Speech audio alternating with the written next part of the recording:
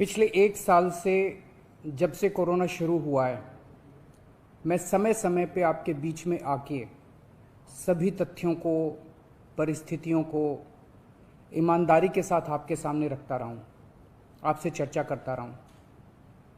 एक चीज़ हम लोगों ने हमेशा गांठ बांध के रखी, आपको कभी गलत तथ्य नहीं दिए, आपसे कभी झूठ नहीं बोला, जो था आपके सामने रख दिया।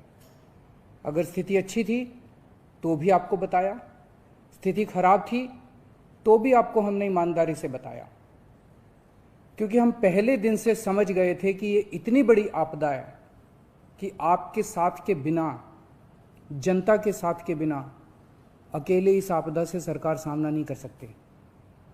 जनता का सहयोग और जनता की सहभागिता इस पूरे संघर्ष में बेहद ज़रूरी है।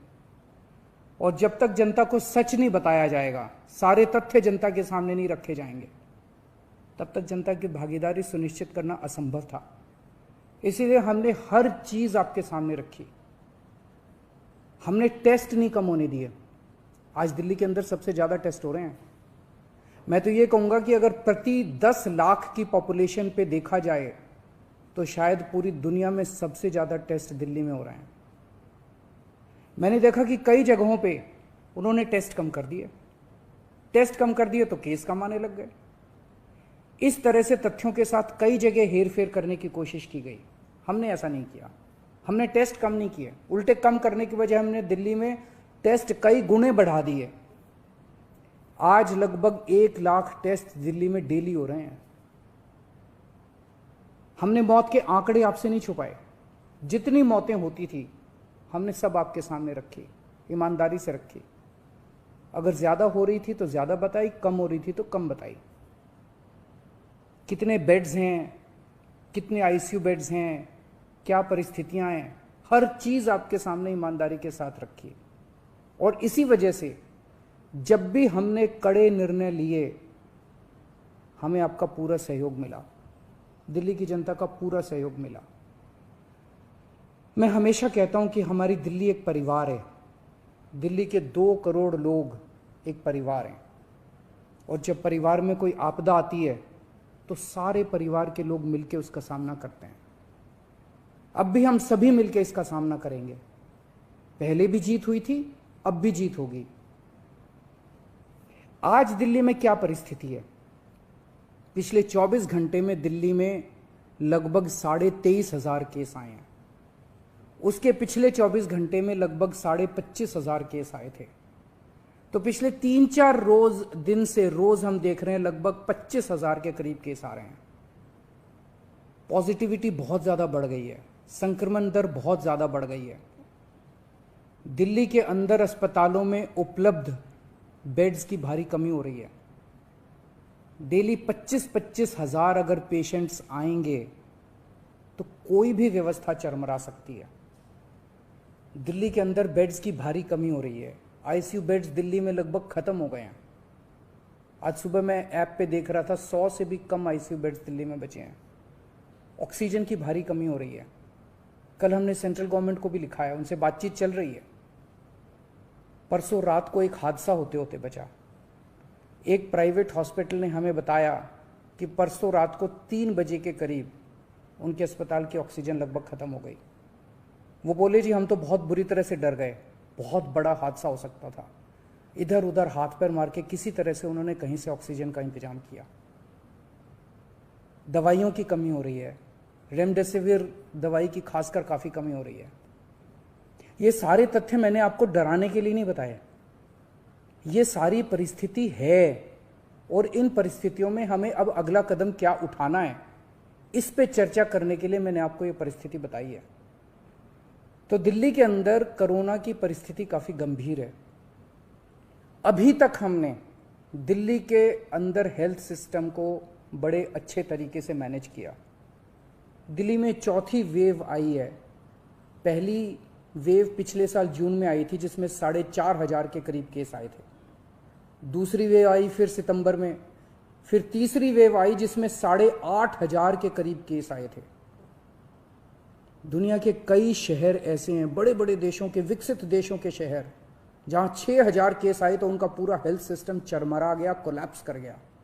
दिल्ली में 8,500 केस आए पिछली बार तीसरी वेव में, तब भी हमारा सिस्टम कोलैप्स नहीं किया, उल्टे हमने और ज्यादा अपनी तैयारियां शुरू कर दी। आज 25,000 केस आए हैं। अब दिल्ली का हेल्थ सिस्टम अपनी सीमा तक पहुंच गया है। हमारा हेल्थ सिस्टम अब बहुत ज़्यादा तनाव में है। मैं ये नहीं कहूँगा कि हमारा हेल्थ सिस्टम अभी कोलैप्स किया है, लेकिन आज हमारा हेल्थ सिस्टम बहुत ज़्यादा तनाव में है। किसी भी हेल्थ सिस्टम की अपनी सीमाएं होती हैं। अनगिनत पेशेंट्स तो कोई भी सिस्टम नहीं ले सकता ना। किसी भी सिस्टम की अपनी सीमाएं हैं। पिछले 5 साल में आपकी सरकार ने दिल्ली में बहुत बड़े स्तर पे स्वास्थ्य के क्षेत्र में काम किया है। खूब नए हॉस्पिटल खोले हैं, मोहल्ला क्लिनिक, पॉली क्लिनिक बनाए हैं। बहुत बड़े स्तर के ऊपर स्वास्थ्य के क्षेत्र में काम हुआ है। यही कारण है कि आज 25,000 केस के ऊपर भी दिल्ली का सिस्टम चल रहा है। लेकिन अब इसके बाद अगर तुरंत कुछ कठोर कदम नहीं उठाए गए तो यह सिस्टम कोलैप्स कर सकता है। और अगर हेल्थ सिस्टम कोलैप्स कर गया तो मुझे डर है कहीं बहुत बड़ी त्रासदी ना हो जाए। जैसे मैंने बताया कि कल एक अस्पताल में ऑक्सीजन बिल्कुल खत्म हो गई थी और बहुत बड़ी त्रासदी होते होते बची। मैंने वीडियोस देखे हैं, तस्वीरें देखी हैं, आपने भी देखी होंगी सोशल मीडिया पे। दुनिया के कई शहर ऐसे हैं जहां कॉरिडोर में पेशेंट्स पड़े हुए हैं, सड़कों के ऊपर लोग दम तोड़ रहे हैं। अभी तक हमने दिल्ली को उस किस्म की त्रासदी से बचाया है, वैसा नहीं होने दिया। आज सुबह 11 बजे मेरी और एलजी साहब की मीटिंग हुई और इन सारे पहलुओं के ऊपर, सारी परिस्थिति के ऊपर काफ़ी विस्तार से बातचीत हुई। और उस बातचीत के बाद हमें ये लगा कि दिल्ली का हेल्थ सिस्टम बड़ी मात्रा में और अधिक पेशेंट्स अब लेने में असमर्थ है। अगर हमने अभी लॉकडाउन नहीं लगाया तो कहीं ऐसा ना हो कि बड़ी त्रासदी हो जाए। हम किसी भी हालत में दिल्ली को उस परिस्थिति में नहीं ले जाना चाहते जहां कॉरिडोर के अंदर पेशेंट्स पड़े हैं, सड़कों पे लोग दम तोड़ रहे हैं।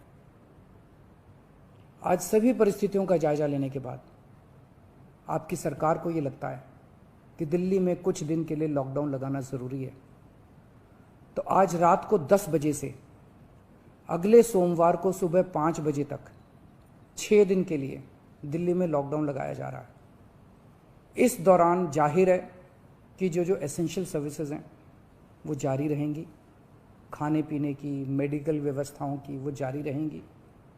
ये शादियों का सीज़न है, लोगों के बड़े मुश्किल से रिश्ते बनते हैं, हम उनके रिश्ते तोड़ना नहीं चाहते, तो लोगों की शादियां संपन्न हों, लेकिन केवल 50 लोगों के गैदरिंग के साथ संपन्न हो। उसके लिए अलग से पास दिए जाएंगे।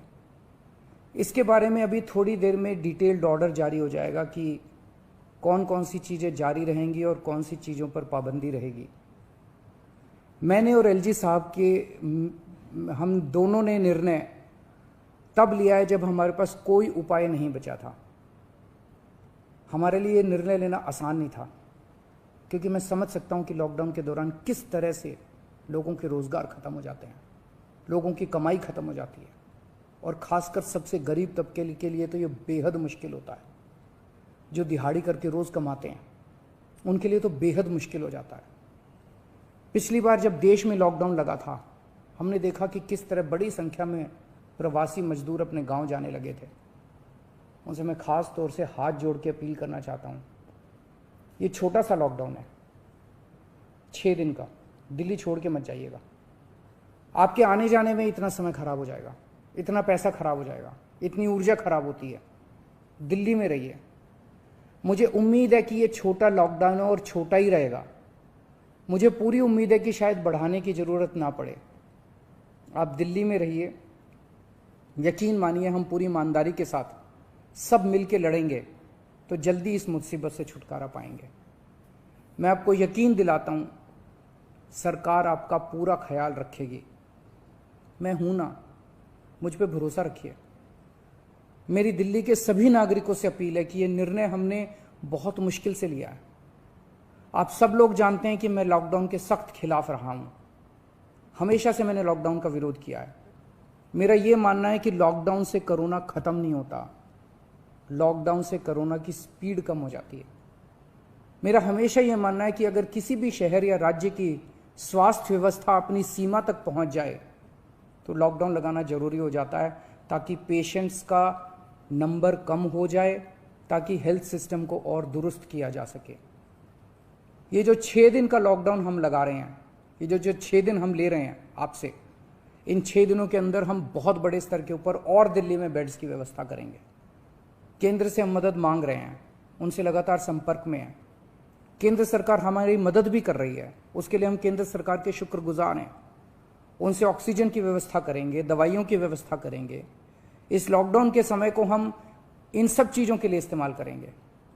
मेरी अब सब लोगों से गुजारिश है कि लॉकडाउन का पूरी तरह से पालन करें, घर से बाहर इस दौरान ना निकलें।